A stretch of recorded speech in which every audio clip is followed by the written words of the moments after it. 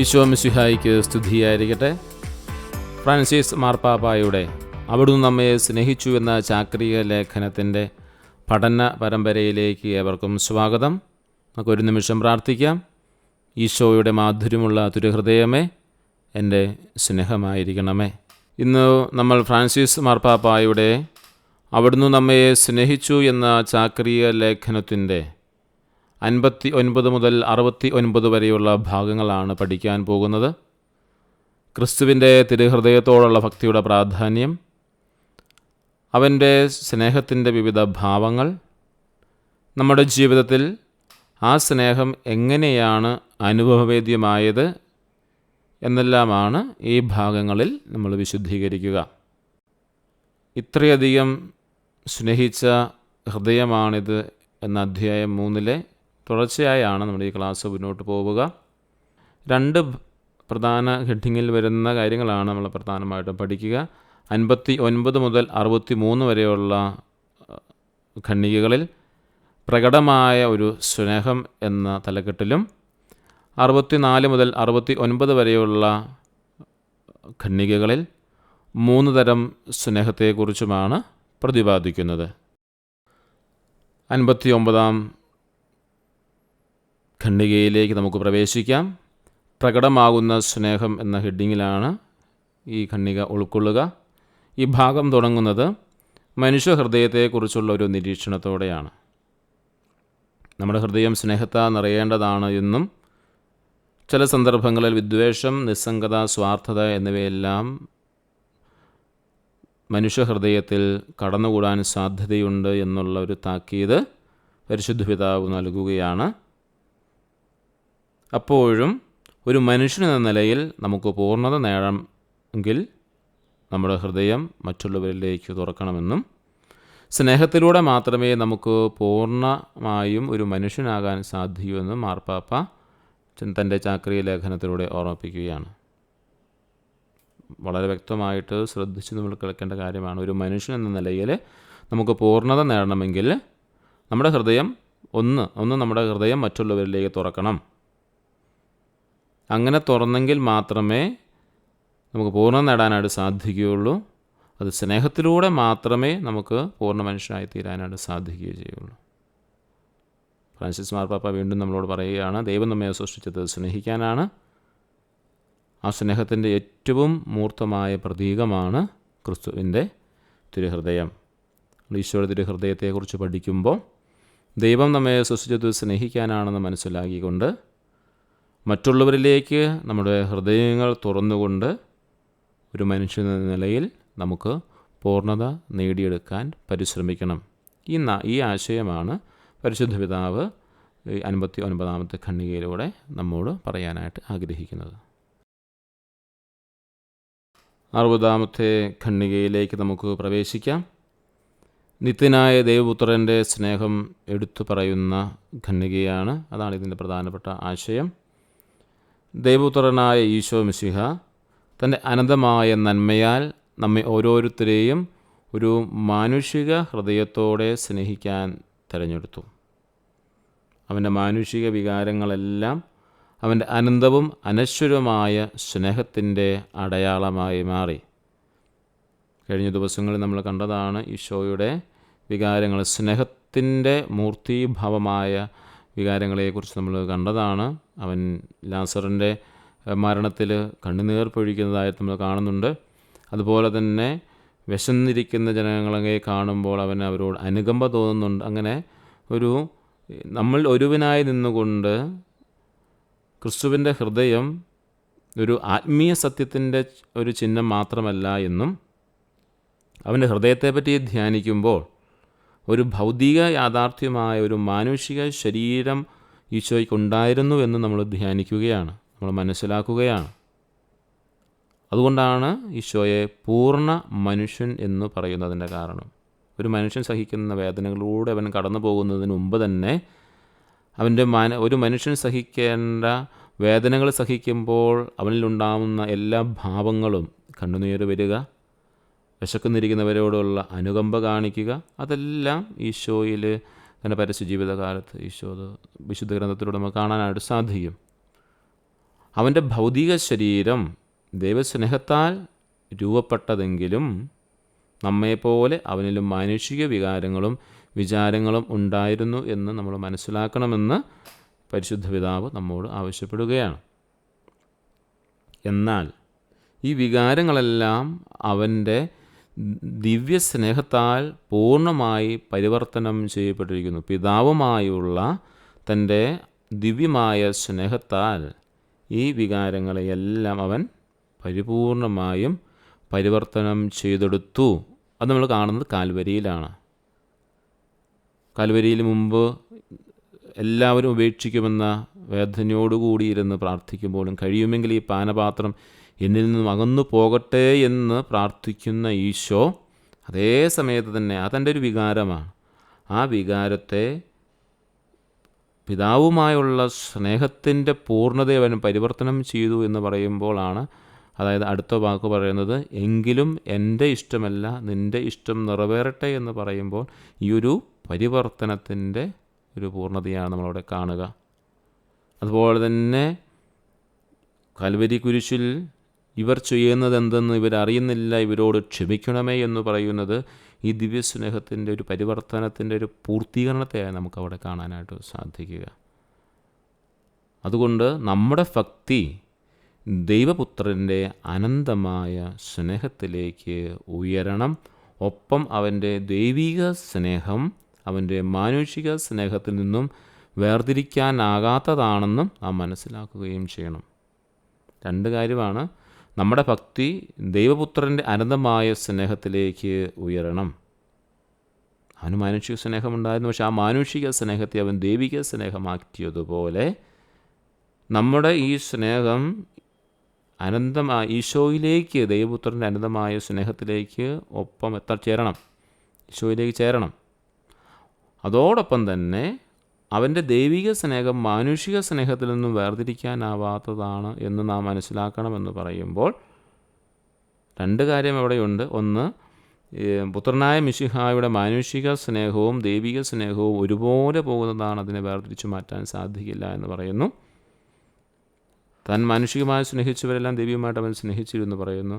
ഒപ്പം നമുക്കൊരു പഠനം, ഒരു വിശ്വാസ പരിശീലനം പോലെ നമുക്ക് നൽകുകയാണ്.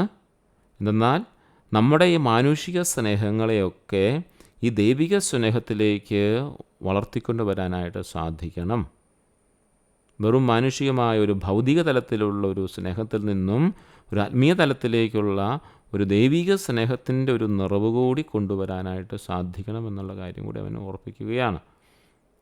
ഈശോയുടെ മാംസള ഹൃദയത്തിൻ്റെ രൂപം ഈ സത്യം മനസ്സിലാക്കാൻ നമ്മെ സഹായിക്കുന്നുവെന്ന് പരിശുദ്ധ പിതാവ് നമ്മോട് പറയുകയാണ്. ആയതിനാൽ ഈശോയോ തൻ്റെ അനന്തമായ നന്മയാൽ നമ്മെ ഓരോരുത്തരെയും തൻ്റെ ഹൃദയത്തോട് ചേർത്ത് വെച്ച് സ്നേഹിക്കാൻ നമ്മെ തിരഞ്ഞെടുത്തു. പുത്രനായ മിശിഹ തൻ്റെ ജീവിതത്തിൽ കുറേ വേദനകളും വികാരങ്ങളും സങ്കടങ്ങളും ഒക്കെ അവൻ്റെ ജീവിതത്തിലുണ്ടായിരുന്നവൻ പൂർണ്ണമായ മനുഷ്യനായതുകൊണ്ട്, പക്ഷേ ആ മാനുഷിക ഭാവത്തെ അവൻ പിതാവുമായുള്ള അനന്തമായ സ്നേഹത്താൽ, ദിവ്യമായ സ്നേഹത്താൽ പരിവർത്തനം ചെയ്തെടുത്തതുപോലെ നമ്മിലും വന്നിരിക്കുന്ന ഈ സ്നേഹരാഹിത്യത്തിന് അല്ലെങ്കിൽ സ്നേഹത്തിൻ്റെ മേഖലയിൽ വന്നിരിക്കുന്ന കുറവുകളെ ഈശോയോടുള്ള ദൈവസ്നേഹത്താൽ അലിഞ്ഞ് ചേർന്ന് പരിവർത്തനം ചെയ്യപ്പെട്ട ഒരു പുതിയ സൃഷ്ടിയായി മാറണമെന്ന് പാപ്പ ഓർമ്മിപ്പിക്കുകയാണ്. 61 ഖണ്ഡികയിലേക്ക് നമുക്ക് പ്രവേശിക്കാം. സ്നേഹത്തിൻ്റെ ഉത്തമമായ പ്രതീകമാണ് ഹൃദയം. പൊതുവെ ഹൃദയത്തെ മനുഷ്യൻ്റെ വൈകാരിക കേന്ദ്രമായിട്ടാണ് കാണുക. അതുകൊണ്ട് തന്നെ ക്രിസ്തുവിൻ്റെ ദൈവിക സ്നേഹത്തെ സൂചിപ്പിക്കാനും അവൻ്റെ സമ്പൂർണ്ണ മാനുഷിക സ്നേഹവുമായി എന്നേക്കും ഒന്നായിരിക്കാനുമുള്ള ഏറ്റവും നല്ല മാർഗം അവൻ്റെ ഹൃദയം തന്നെയാണെന്ന് പാപ്പ നമ്മെ ഓർമ്മിപ്പിക്കുകയാണ്. ക്രിസ്തുവിൻ്റെ ദൈവിക സ്നേഹത്തെ സൂചിപ്പിക്കാനും അവൻ്റെ മാനുഷിക സ്നേഹവുമായി എന്നേക്കും ഒന്നായിരിക്കുവാനുള്ള നല്ല മാർഗം ഈശോയുടെ ഹൃദയം തന്നെയാണ്. അതായത് ഈശോയുടെ ദൈവിക ഭാവത്തെയും മാനുഷിക ഭാവത്തോടും ഒരുപോലെ ചേർന്നിരിക്കാൻ ആ തിരുഹൃദയത്തെ, സ്നേഹമാകുന്ന തിരുഹൃദയത്തോട് ചേർന്നിരിക്കാൻ ആ തിരുഹൃദയത്തെ ആരാധിക്കാൻ പരിശുദ്ധ പിതാവ് നമ്മെ ഓർമ്മപ്പെടുത്തുകയാണ്.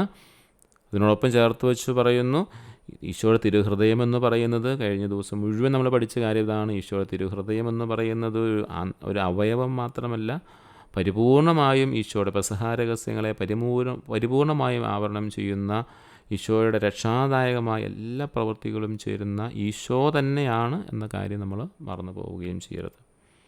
ഇവിടെ 12-ാം പിയൂസ് മാർപ്പാപ്പ പറയുന്ന ഒരു കാര്യം കൂടി ഫ്രാൻസിസ് മാർപ്പാപ്പ കൂട്ടിച്ചേർക്കുന്നു. ഈശോയുടെ തിരുഹൃദയം ദൈവിക സ്നേഹം മാത്രമല്ല, മാനുഷിക സ്നേഹവായ്പമാണ് എന്ന് 12-ാം പിയൂസ് മാർപ്പാപ്പ പറയുന്നു. ദൈവിക സ്നേഹം കൊണ്ട് മാത്രമല്ല ഈശോയുടെ തിരുഹൃദയം നിറഞ്ഞിരിക്കുന്നത്, മാനുഷികമായൊരു സ്നേഹവായ്പം കൂടി അവിടെയുണ്ട്. ഈശോയുടെ തിരുഹൃദയം ദൈവവചനമാകുന്ന ആ വ്യക്തിയുമായി, അല്ലെങ്കിൽ ദൈവവചനവുമായി അഭേദ്യമായി ഒന്ന് ചേർന്നിരിക്കുന്നു എന്നുള്ളത്. കാരണം ഈശോയുടെ വാക്കുകളാണ് ദൈവത്തിൻ്റെ വചനമെന്ന് പറയുന്നത്. ഹൃദയത്തിൻ്റെ നിറവിൽ നിന്നും മധുരങ്ങൾ സംസാരിക്കുമെന്നുള്ളതാണല്ലോ വചനം പറയുക. അങ്ങനെയാകുമ്പോൾ ദൈവവചനമെന്ന് പറയുന്നത് ഈ തിരുഹൃദയത്തിൽ നിന്നും പുറപ്പെട്ടു വരുന്നതാണ്.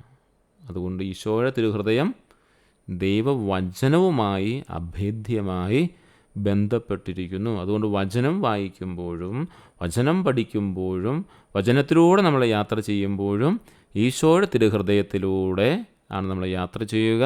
അതായത് ഈശോയിലൂടെ തന്നെയാണ് നമ്മൾ യാത്ര ചെയ്യുക. സ്നേഹത്താലും മറ്റ് ആർദ്ര വികാരങ്ങളാലും അത് നിറഞ്ഞു നിൽക്കുന്നു എന്ന് മാത്രമേ ഉള്ളൂ. ഈശോയുടെ സ്നേഹം സുവിശേഷങ്ങളിലൂടെ യാത്ര ചെയ്യുമ്പോൾ നമുക്ക് കാണാനായിട്ട് സാധിക്കും. അത് ദൈവവചനമാണ്. പക്ഷേ അത് ഈശോയുടെ ഹൃദയത്തെയാണ്, തിരുഹൃദയത്തെയാണ് അവിടെ വരച്ചു കാണിക്കുക. എങ്ങനെയുള്ള തിരുഹൃദയം?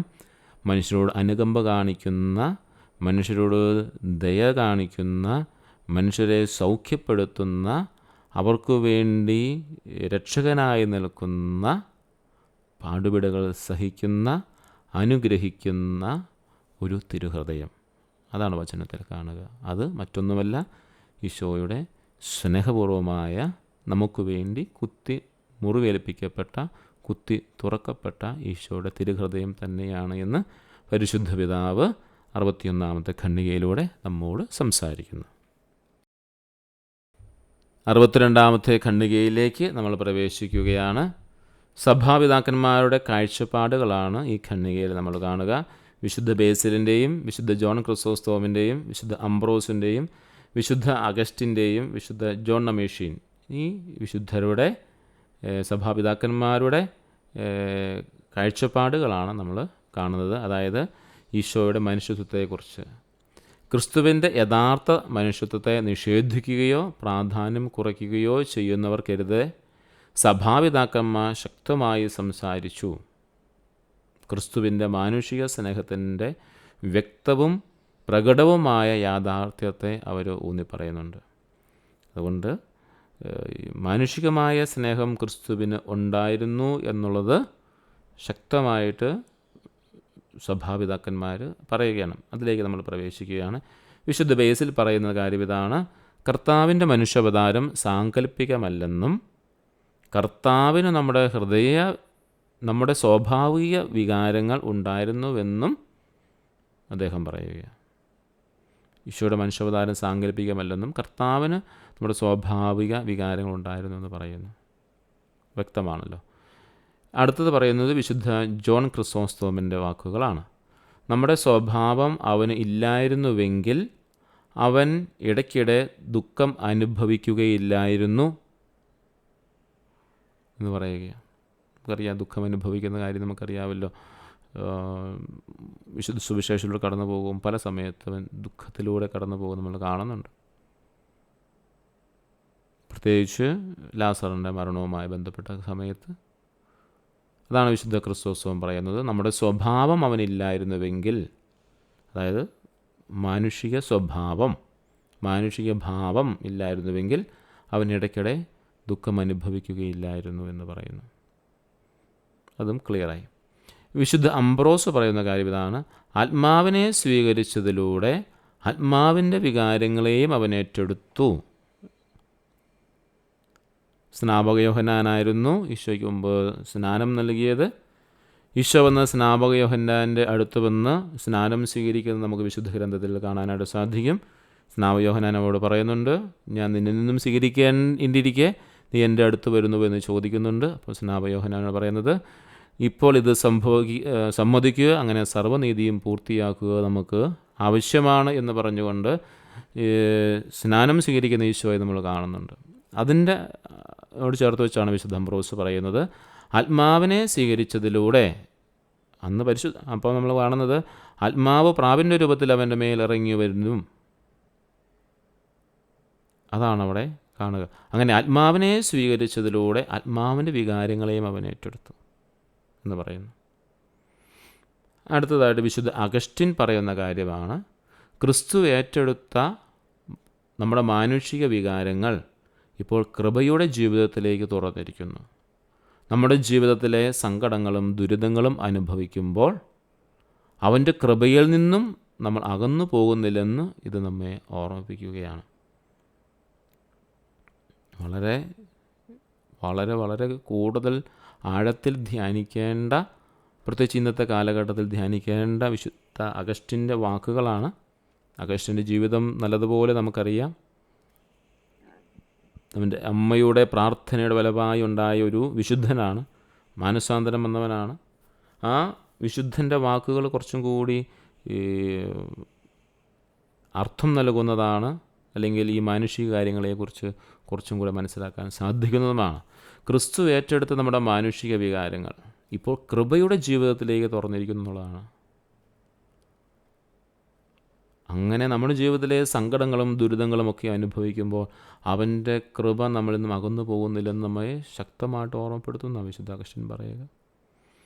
വിശുദ്ധ ജോൺ ഡമഷ്യൻ പറയുന്നത്, നമ്മെ വീണ്ടെടുക്കാനും രൂപാന്തരപ്പെടുത്താനുമായി ക്രിസ്തു നമ്മുടെ സ്വഭാവത്തെ പൂർണ്ണമായി സ്വീകരിച്ചതിൻ്റെ തെളിവായി അവൻ്റെ സ്നേഹവായ്പിനെ ചൂണ്ടിക്കാണിക്കുന്നു.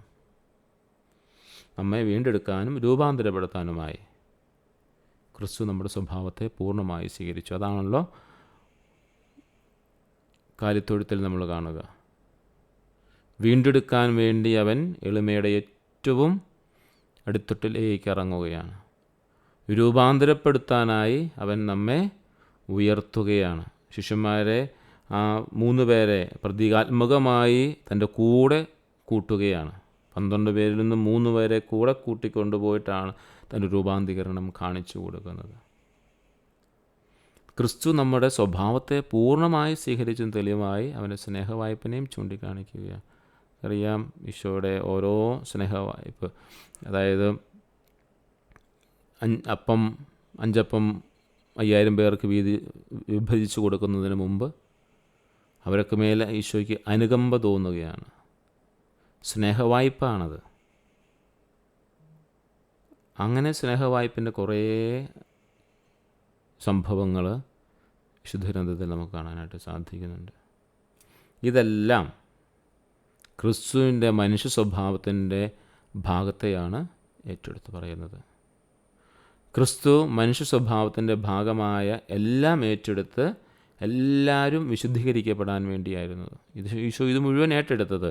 അത് മനുഷ്യൻ്റെ എല്ലാ ഭാവങ്ങളും, കണ്ണുനീരും വേദനയും മറ്റെല്ലാ വേദനകളും ഏറ്റെടുത്തത് എല്ലാവരെയും വിശുദ്ധീകരിക്കാൻ വേണ്ടിയായിരുന്നുവെന്ന് വിശുദ്ധ ജോൺ ഡമഷ്യൻ പറയുകയാണ്.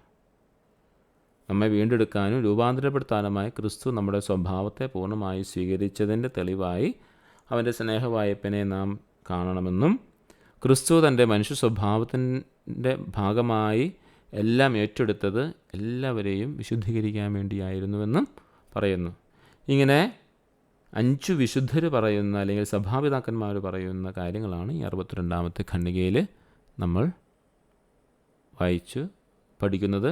അല്ലെങ്കിൽ പരിശുദ്ധ പിതാവ് ഇതിലൂടെ ഈശോയുടെ മനുഷ്യത്വ സ്വഭാവത്തെ ഉണ്ടായിരുന്നു എന്ന് കൃത്യമായിട്ട് ഊന്നി പറയുന്നതും സഭാപിതാക്കന്മാരുടെ കാഴ്ചപ്പാടുകളിലൂടെയാണ്. 63ാം ഖണ്ഡികയിലേക്ക് നമുക്ക് പ്രവേശിക്കാം. ദൈവശാസ്ത്രത്തിലെ വിടവുകൾ നികത്തുന്ന ഭക്തിയാണ് തിരുഹൃദയ ഭക്തിയെന്ന് ആ വലിയൊരാശയമാണ് ഈ പറയുന്ന ഖണ്ഡികയിൽ നമ്മൾ കാണാൻ പോവുക. ഗ്രീക്ക് തത്വചിന്തയുടെ സ്വാധീനം അന്നത്തെ കാലത്ത് എല്ലാ മേഖലയിലും ഉണ്ടായിരുന്നു, പ്രത്യേകിച്ച് ദൈവശാസ്ത്രത്തിലും അവ ഉണ്ടായിരുന്നു. അങ്ങനെ ദൈവശാസ്ത്രത്തിൽ ഈ ഗ്രീക്ക് തത്വചിന്തയുടെ സ്വാധീനം കാരണം ശരീരത്തെയും വികാരങ്ങളെയും മനുഷ്യത്വത്തിന് താഴെയുള്ളതായി കണ്ടിരുന്നു. 3 തലത്തിലാണ് ഗ്രീക്ക് തത്വചിന്തയുടെ ആ ഒരു ചിന്തകൾ പോവുക. ഒന്ന്, പ്രീ ഹ്യൂമൻ, മനുഷ്യന് മുമ്പുണ്ടായിരുന്നത്. 2, സബ് ഹ്യൂമൻ, മനുഷ്യനേക്കാൾ താണത്. 3-മത്തത് ഇൻഹ്യൂമൻ, മനുഷ്യത്വരഹിതമായി ലോകത്തിൻ്റെ തലത്തിലുള്ളതായിട്ട് തരം താഴ്ത്തിയിരുന്നു ഈ ശരീരത്തെയും അതിൻ്റെ വികാരങ്ങളെയും. എന്നാൽ ദൈവശാസ്ത്രം സൈദ്ധാന്തികമായി തെളിയിക്കാത്തത് ആത്മീയത പ്രായോഗികമായി തെളിയിച്ചു. അതാണ് ഈ ലേഖനത്തിൽ നമ്മൾ പ്രത്യേകമായി കാണുന്നത്. അതായത് സാധാരണ ജനങ്ങളുടെ ഭക്തി ഈശോയുടെ ശാരീരികവും മാനസികവും ചരിത്രപരവുമായ യാഥാർത്ഥ്യത്തോടുള്ള ബന്ധം കാത്തു സൂക്ഷിച്ചു എന്നുള്ളതാണ്. ഒരു സാധാരണ മനുഷ്യൻ്റെ, സാധാരണ ജനങ്ങളുടെ ഭക്തി അവൻ ഈശോയുടെ തിരുമുഖത്തേക്ക് നോക്കുമ്പോൾ, തിരുഹൃദയത്തിലേക്ക് നോക്കുമ്പോൾ അവൻ്റെ മനസ്സിലും ശരീരത്തിലും വരുന്ന ആ വലിയൊരു യാഥാർത്ഥ്യ ബോധം, അതാ എനിക്ക് വേണ്ടി പാടുപീടകൾ സഹിച്ചവൻ, എനിക്ക് വേണ്ടി മുറിവേറ്റവൻ എന്നുള്ളത്, ആ ഒരു ആത്മീയത ജനങ്ങളുടെ ഹൃദയത്തിൽ ഉണ്ടായിരുന്നതിനാൽ ഈശോയുടെ ശാരീരികവും മാനസികവും ചരിത്രപരവുമായ ഒരു യാഥാർത്ഥ്യത്തെ ആ സാധാരണ മനുഷ്യരുടെ ആത്മീയത തെളിയിച്ചു എന്നാണ് പറയുക. അതായത് കുരിശിൻ്റെ വഴി ചൊല്ലുന്ന സമയത്ത് സാധാരണ മനുഷ്യർ കാണുന്നത് ക്രിസ്തുവിൻ്റെ സഹനങ്ങളെ ഓർക്കുന്നത്. ആ കുരിശിൻ്റെ വഴി ചൊല്ലുന്ന സമയത്ത് എനിക്ക് വേണ്ടി കാൽവരിയിലേക്ക് യാത്ര ചെയ്ത ക്രിസ്തുവിൻ്റെ ആ സഹനങ്ങളെയാണ് ഈ സാധാരണ ജനം തൻ്റെ ആത്മീയതയുടെ ഒരു പ്രായോഗികമായ ആ കുരിശിൻ്റെ വഴി ചെല്ലുമ്പോൾ അവൻ്റെ മനസ്സിലേക്ക് വരിക. അങ്ങനെ ക്രിസ്തുവിനോടുള്ള യഥാർത്ഥ ബന്ധം അവർ കാത്തു സൂക്ഷിച്ചു. ക്രിസ്തുവിൻ്റെ ശാരീരികവും മാനസികവും ചരിത്രവുമായ യാഥാർത്ഥ്യത്തെ അവർ വിട്ടുകളഞ്ഞില്ല. 2, ക്രിസ്തുവിൻ്റെ തിരുമുറിവുകളോടുള്ള ഭക്തി. 5 തിരുമുറിവുകളെ ഓർത്ത് ധ്യാനിച്ച് പ്രാർത്ഥിക്കുന്ന എത്രയോ സാധാരണ ജനങ്ങളുണ്ട്. അത് ഈശോ അവൻ നമുക്ക് വേണ്ടി ഏറ്റെടുത്ത ത്യാഗത്തെയാണ് കാണിക്കുക. സാധാരണ ഒരു മനുഷ്യനെ സംബന്ധിച്ച് ഈശോയുടെ തിരുമുറിവുകളുള്ള ഭക്തി എന്ന് പറയുന്നത് ഈശോയുടെ നമുക്ക് വേണ്ടി മുറിവേറ്റ ത്യാഗത്തെ സൂചിപ്പിക്കുക ചെയ്യുക. അതൊരു ആത്മീയത, ഒരു പ്രായോഗിക തലമാണ്. ഈശോയുടെ വിലയേറിയ തിരുരക്തം അത് സാധാരണ മനുഷ്യർ കാണുന്നത് നമ്മുടെ രക്ഷയ്ക്കായ ചിന്തിയ രക്തത്തെയാണ് ഓർപ്പിക്കുന്നത്. അതുകൊണ്ടാണ് സാധാരണ മനുഷ്യർ പ്രാർത്ഥിക്കുന്ന, ഈശോയെ നീ കാൽവരിയിൽ ചിന്തിയ നിൻ്റെ തിരുരക്തത്തിൻ്റെ അഭിഷേകം ഞങ്ങളുടെ മേലും ഞങ്ങളുടെ കുടുംബങ്ങളുടെ മേലും ഒക്കെ ചൊരിയണമേ എന്ന് പ്രാർത്ഥിക്കുകയാണ്. ഒരു ആത്മീയതയുടെ പ്രായോഗിക വശമാണത്. അത് സാധാരണ ജനങ്ങളുടെ ഭക്തിയാണ്. വീണ്ടും തിരുഹൃദയം ഈശോയുടെ അനന്തമായ സ്നേഹത്തിൻ്റെ പ്രതീകമായിട്ടാണ് കാണുക.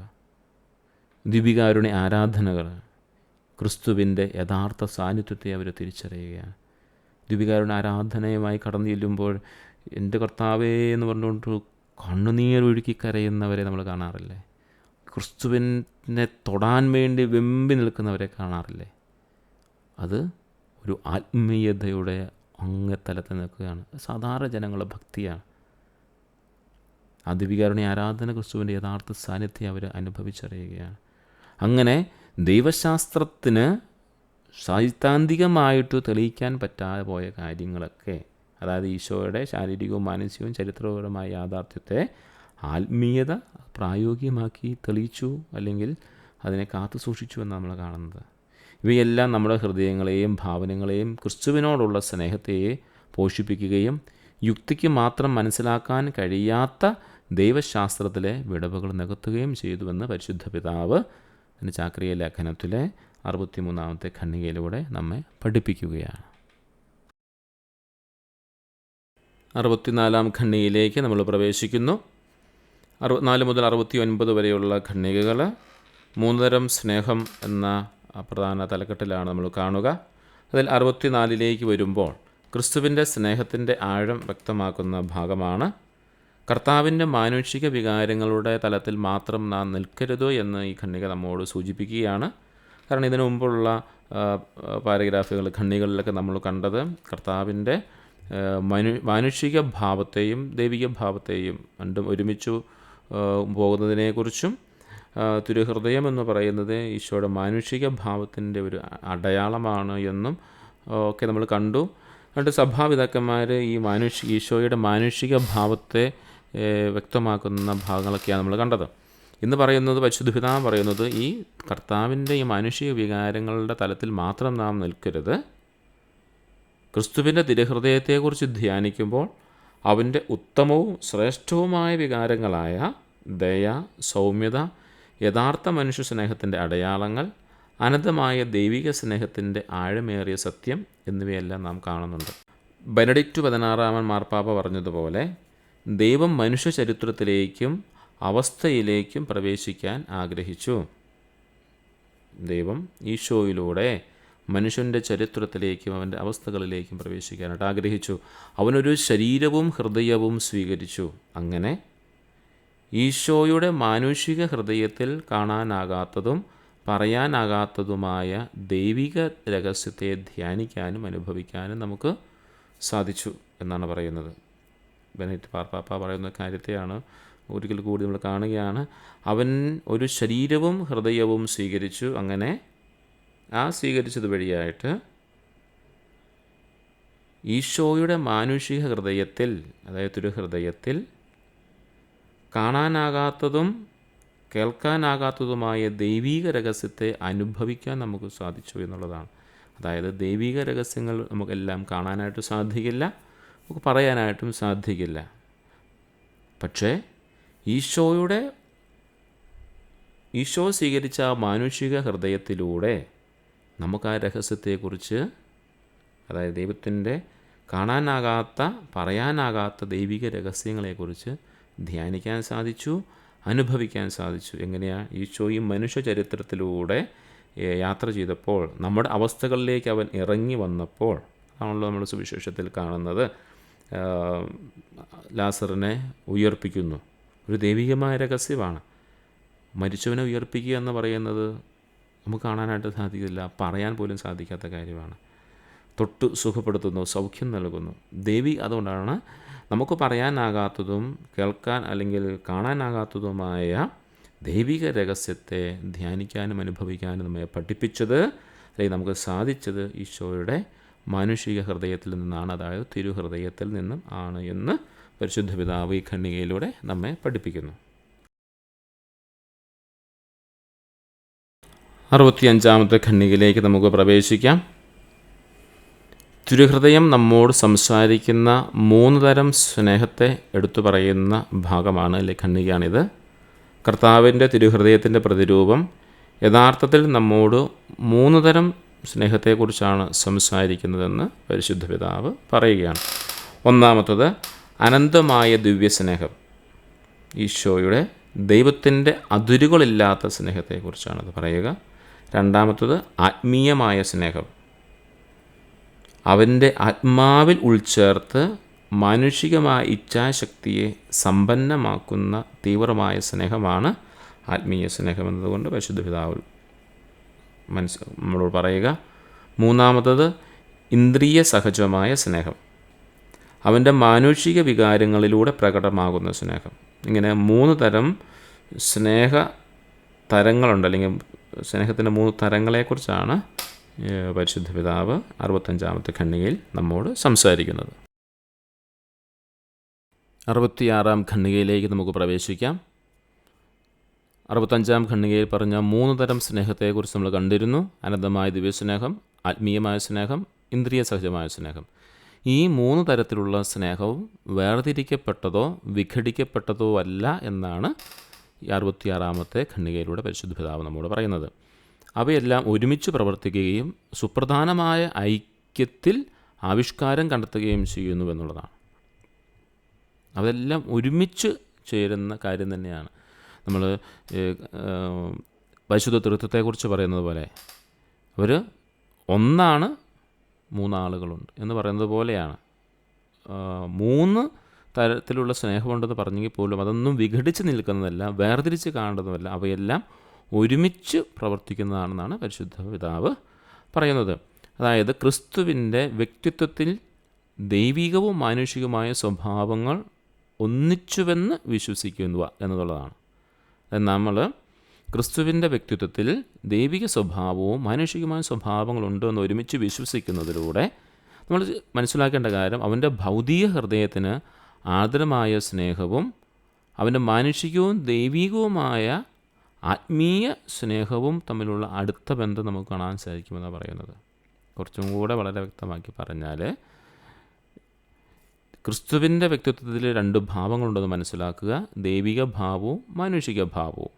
അത് നമ്മൾ ഉറച്ച് വിശ്വസിക്കുന്നു. അതാണ് ഇതിനു മുമ്പുള്ള സഭാപിതാക്കന്മാരുടെ പഠനങ്ങളുടെയും വചനങ്ങളിലൂടെയും അവൻ്റെ വികാരങ്ങൾ എന്നൊക്കെ പറഞ്ഞുകൊണ്ട് നമ്മൾ പഠിച്ച കാര്യം അതുതന്നെയാണ്. ദൈവികമായ ഭാവമുണ്ട് എന്നും മാനുഷികമായ ഭാവമുണ്ട് തന്നെയാണ് പഠിപ്പിച്ചത്. അത് വിശ്വസിക്കുന്നതിലൂടെ ഈശോയുടെ മാനുഷിക ഹൃദയത്തിൽ, അതായത് ഭൗതിക ഹൃദയത്തിൻ്റെ ആർദ്രമായ സ്നേഹം എന്ന് പറയുന്നത് ഈശോയ്ക്കുണ്ടായിരുന്ന മാനുഷികവും ദൈവികവുമായ ആത്മീയ സ്നേഹത്തെയും കൂടെ ബന്ധിപ്പിക്കുകയാണ്. അതായത് ഭൗതിക ഹൃദയത്തിൻ്റെ ആർദ്രതയും ദൈവികമായ ആത്മീയ സ്നേഹവും കൂടി ഒരുമിച്ച് കൊണ്ടുവരുന്ന ഭാഗമെന്നാണ് നമ്മൾ പറയുന്നത്. ഉദാഹരണത്തിന് നമ്മൾ ഇതിനു മുമ്പ് കണ്ട കാര്യമാണ്, ഈശോയ്ക്ക് അലിവ് തോന്നുന്നുണ്ട്. അവർ വിശന്നിരിക്കുന്നത് കാണുമ്പോൾ അലിവ് തോന്നി 5 അപ്പം വർദ്ധിപ്പിച്ചു കൊടുക്കുന്നത് കാണുന്നുണ്ട്. ആ ഒരു വർദ്ധിപ്പിക്കൽ എന്ന് പറയുന്നത് ഒരു ഭൗതികമായൊരു കാര്യമാണ്. മേൽ ആർദ്രത തോന്നുക എന്ന് പറയുന്നത് അവൻ്റെ ഒരു മാനുഷിക ഹൃദയത്തിൻ്റെ ഭാവമാണ്. അവൻ ആ അപ്പമെടുത്ത് ആ കുട്ടിയിൽ നിന്ന് കിട്ടിയ 5 അപ്പവും 2 മീനും എടുത്തു വാഴ്ത്തി വിഭജിച്ച് കൊടുത്തത് അപ്പോഴതൊരു ആത്മീയ സ്നേഹത്തിൻ്റെ ഭാഗം, അതായത് പിതാവിങ്കിലേക്ക് അത് നയിച്ചു എന്നുള്ളതാണ്.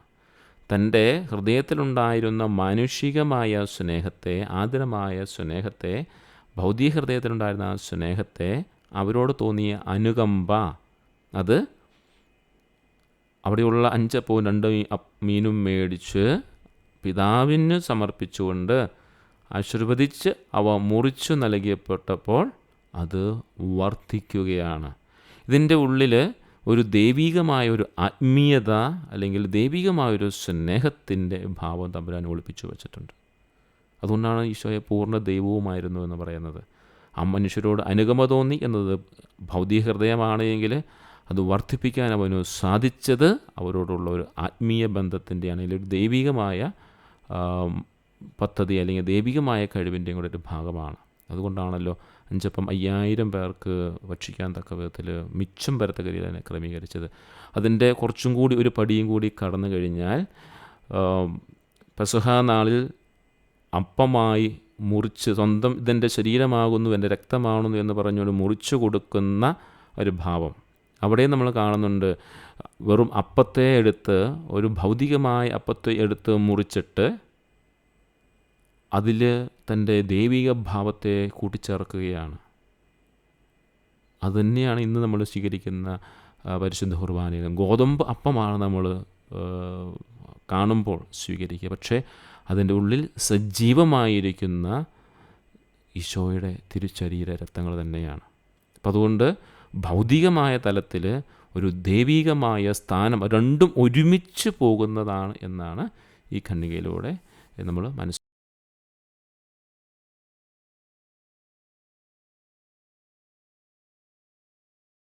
67-ാം ഖണ്ഡികയിലേക്ക് നമുക്ക് പ്രവേശിക്കാം.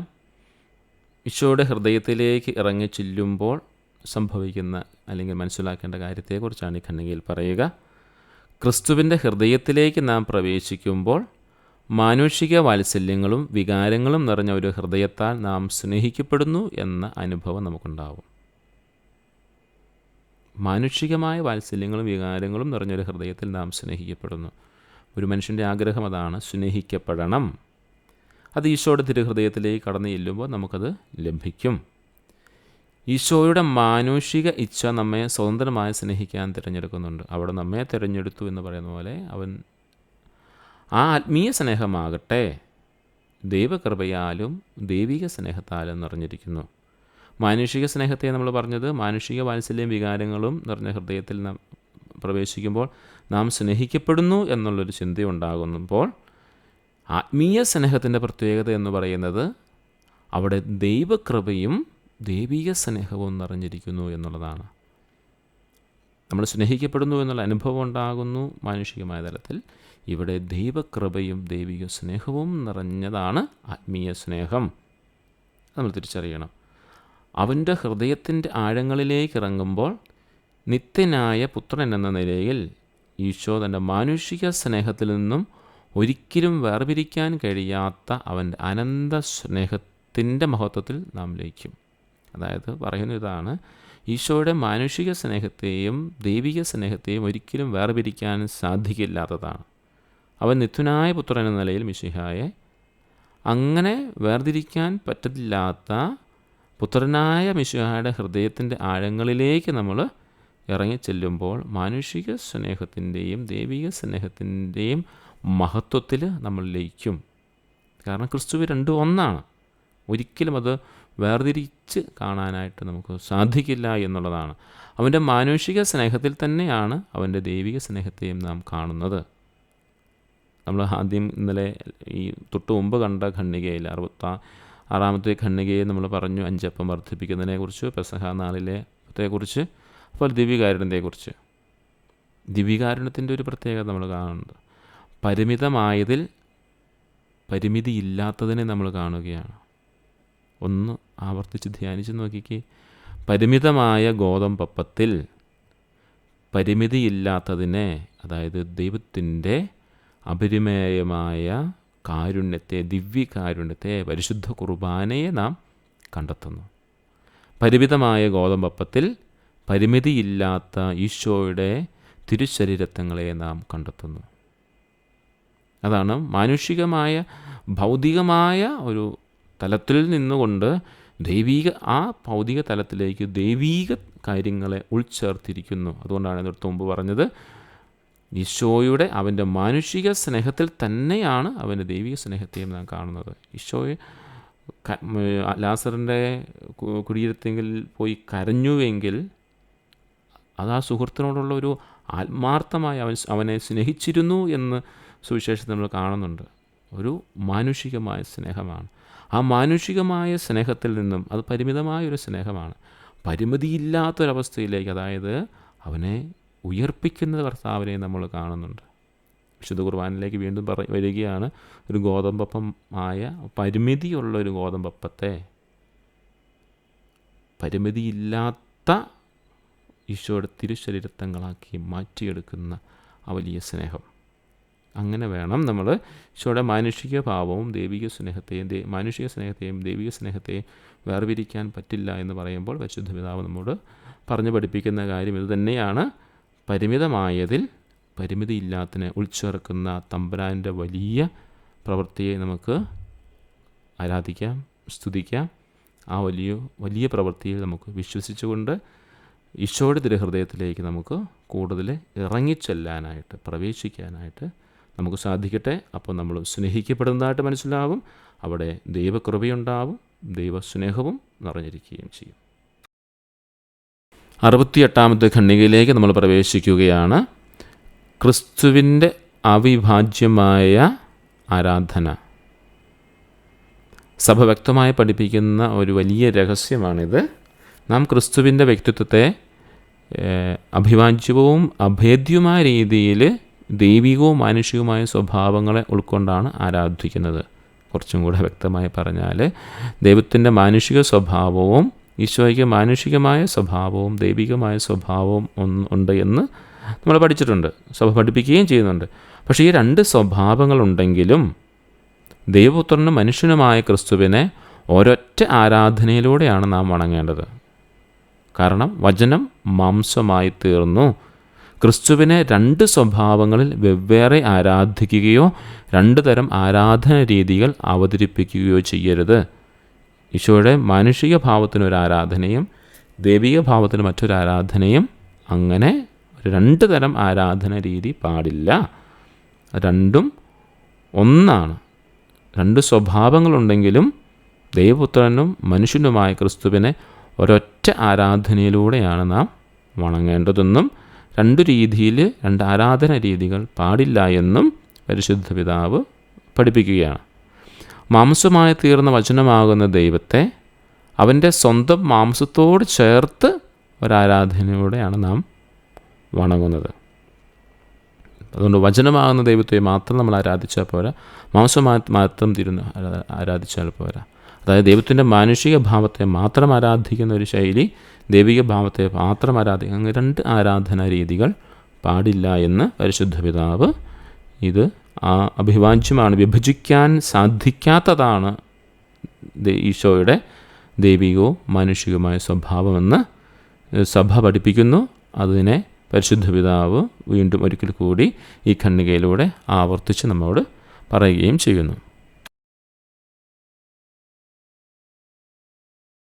69-ാം ഖണ്ഡികയിലേക്ക് നമ്മൾ പ്രവേശിക്കുകയാണ്. കുരിശിലെ വിശുദ്ധ യോഹന്നാൻ്റെ ദർശനത്തിൻ്റെ അടിസ്ഥാനത്തിലാണ് ഈ ഖണ്ഡിക മുന്നോട്ട് പോവുക. ഉദ്ധിതനായ ക്രിസ്തുവിൻ്റെ അനന്തമായ സ്നേഹം നമ്മുടെ ജീവിതത്തിൽ നിന്ന് വേർപെടുത്തി കാണാനാവില്ലെന്ന് കുരിശിലെ വിശുദ്ധ യോഹന്നാൻ വിശുദ്ധീകരിച്ച് തരികയാണ്. ക്രിസ്തുവിൻ്റെ തുറന്ന ഹൃദയത്തിലൂടെ പരസ്പരം യഥാർത്ഥത്തിലുള്ള സ്നേഹത്തിൻ്റെ കണ്ടുമുട്ടൽ അനുഭവിക്കുവാൻ നമ്മൾ പ്രാപ്തരാകേണ്ടതിന് അനന്തമായ സ്നേഹം ചിലപ്പോൾ പദവി വിട്ട് ഇറങ്ങി വരാം എന്നാണ് വിശുദ്ധ യോഹന്നാൻ്റെ കുരിശിലെ വിശുദ്ധ യോഹന്നാൻ്റെ ദർശനം. പദവി വിട്ടിറങ്ങി വരാം, അതായത് ക്രിസ്തുവിൻ്റെ തുറന്ന ഹൃദയത്തിലൂടെ പരസ്പരം യഥാർത്ഥത്തിലുള്ള സ്നേഹത്തിൻ്റെ കണ്ടുമുട്ടൽ അനുഭവിക്കുവാൻ നമ്മെ പ്രാപ്തരാക്കുന്നതിന്, അതായത് ദൈവിക ഭാവത്തിൽ നിൽക്കുന്ന ആ ദൈവിക ഭാവം നമുക്ക് മനസ്സിലാക്കാൻ ചിലപ്പോൾ നമുക്ക് സാധിക്കാതെ വരും. നമുക്കതിനുള്ള കണ്ടുമുട്ടൽ സാധിക്കാതെ വരുന്ന, അല്ലെങ്കിൽ നമ്മളതിന് പ്രാപ്തരാകാതെ വരുന്ന സമയത്ത് ഈ അനന്തമായ സ്നേഹം, ഈശോയുടെ സ്നേഹം ചിലപ്പോൾ പദവി വിട്ടിറങ്ങി വരാം. അതാണ് സംഭവിച്ചിരിക്കുന്നത്. ദൈവികമായ ഭാവത്തെ വിട്ടവൻ മാനുഷിക തലത്തിലേക്ക് ഇറങ്ങി വരികയാണ്. അവൻ ദൈവമായിരിക്കത്തെ തന്നെ തന്നെ ശൂന്യനാക്കി ദാസൻ്റെ രൂപം സ്വീകരിച്ച് ഭൂമിയിൽ ജാതനായി എന്നാണല്ലോ നാം വായിക്കുക. അതിനൊരു ഉദാഹരണം വിശുദ്ധ പിതാവ് പറയുന്നുണ്ട്. ഉയർന്ന് പറക്കാൻ കഴിയാത്തൊരു പക്ഷിക്ക് ഉയരങ്ങളിലൊക്കെ പറന്ന് നടക്കുന്ന ഒരു രാജകീയ കഴുകനെ പിടിക്കാൻ സാധിക്കുമോ? സാധിക്കുമെന്നാണ് പരിശുദ്ധ പിതാവ് പറയുന്നത്. എങ്ങനെയാ?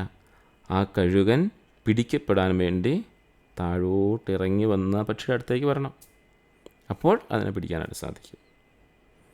ഉയർന്നു പറക്കാൻ കഴിയാത്തൊരു പക്ഷിക്ക് ഉയരങ്ങളിൽ പോകുന്ന കഴുകനെ പിടിക്കാൻ കഴിയണമെങ്കിൽ ആ കഴുകൻ താഴേക്ക് താൻ പിടിക്കപ്പെടാൻ വേണ്ടി തന്നെ താഴേക്ക് താഴ്ന്നിറങ്ങിയാൽ മാത്രമേ ആ ഉയരാൻ പറ്റാത്ത പക്ഷിക്ക് ആ കഴുകനെ പിടിക്കാനായിട്ട് സാധിക്കുള്ളൂ. അത് തന്നെയാണ് പറഞ്ഞത്. ദൈവിക സ്വഭാവത്തിൽ ആയിരിക്കുന്ന ക്രിസ്തുവിന് ദൈവത്തെ ഒരു സാധാരണ മനുഷ്യന് അവൻ്റെ ആ ദൈവിക സ്നേഹത്തെ മനസ്സിലാക്കാനായിട്ട് സാധിക്കണമെങ്കിൽ ആ ദൈവം എന്തായി തീരണം?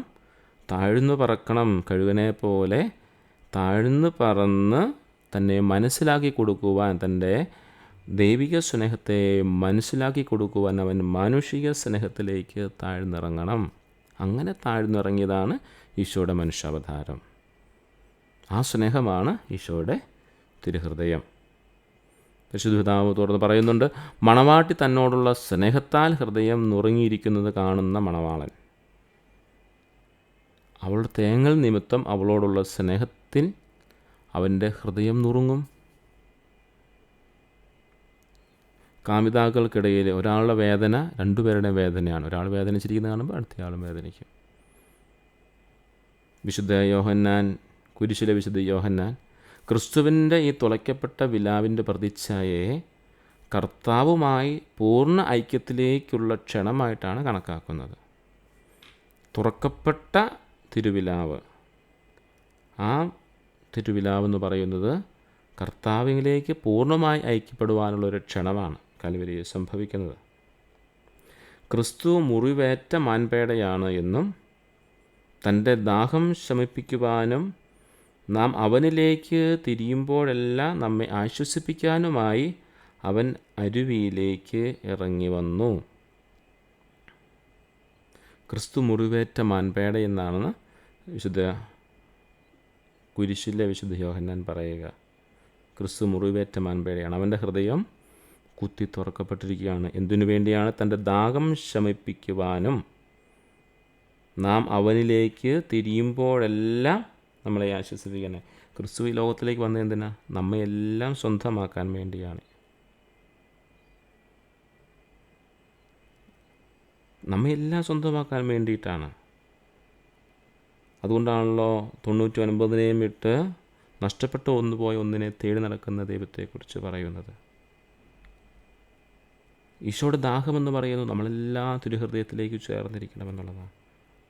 അങ്ങനെ നാം ചേർന്നിരിക്കുമ്പോൾ, നാം അവനിലേക്ക് തിരിയുമ്പോഴെല്ലാം നമ്മളെ ആശ്വസിപ്പിക്കുവാനായി അവൻ അരുവിയിലേക്ക് ഇറങ്ങി വന്നു. അവൻ്റെ സ്നേഹത്താൽ സ്പർശിക്കപ്പെടാൻ നമ്മൾ പരാജയപ്പെട്ടപ്പോഴാണ് അവൻ മുറിവേറ്റത്. അതായത് തൻ്റെ സ്നേഹം പരിപൂർണമായി നമുക്ക് നൽകുവാനും നാം അവനിലേക്ക് തിരിയുമ്പോൾ നമ്മളെ ആശ്വസിപ്പിക്കുവാനുമായിട്ട് അവൻ കാത്തിരിക്കുമ്പോൾ, അവൻ്റെ സ്നേഹത്തെ, ഈശോയുടെ സ്നേഹത്തെ സ്പർശിക്കാൻ, അല്ലെങ്കിൽ ഈശോയുടെ സ്നേഹത്താൽ നമ്മൾ സ്പർശിക്കപ്പെടാൻ പരാജയപ്പെട്ടു പോയപ്പോഴാണ് ക്രിസ്തു മുറിവേറ്റത്. അങ്ങനെയാണ് നമ്മൾ മനസ്സിലാക്കേണ്ടത്.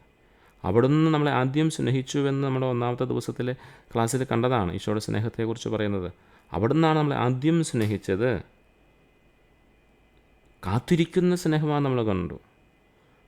വ്യവസ്ഥകളില്ലാത്ത സ്നേഹമാണ്, അതുപോലെ കാത്തിരിക്കുന്ന സ്നേഹമാണ് നമ്മൾ 1-ാം ദിവസം പഠിച്ചിരുന്നു. ഈശോയുടെ സ്നേഹത്തെക്കുറിച്ച് ആദ്യം സ്നേഹിച്ചതാണ്, കാത്തിരിക്കുന്ന സ്നേഹം കൂടിയാണ്. അതാണ് ഇവിടെ നമ്മൾ കാണുന്നത്.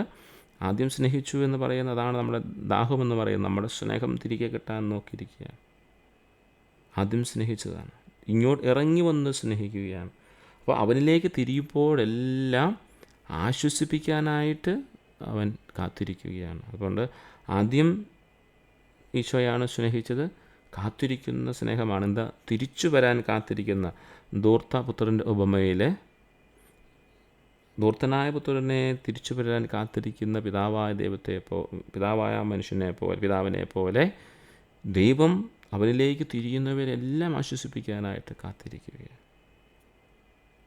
അദ്ദേഹം അവസാനിപ്പിക്കുന്ന ഒരു കവിത ശകലത്തോടു കൂടിയാണ്. നിൽക്കുക കബോധികേ, വ്രണിത ഹരിണം നിന്നുത്കതിക്കാറ്റിൽ ഗിരിമേൽ വന്ന് വിശ്രമിപ്പു. ഇവിടെ കബോധിക എന്ന് പറയുന്നത് മാൻപേടയാണ്. അത് നമ്മെയാണ് സൂചിപ്പിക്കുക. വ്രണിത ഹരിണം എന്നത് മുറിവേറ്റ ക്രിസ്തുവിനെയും സൂചിപ്പിക്കുന്നു.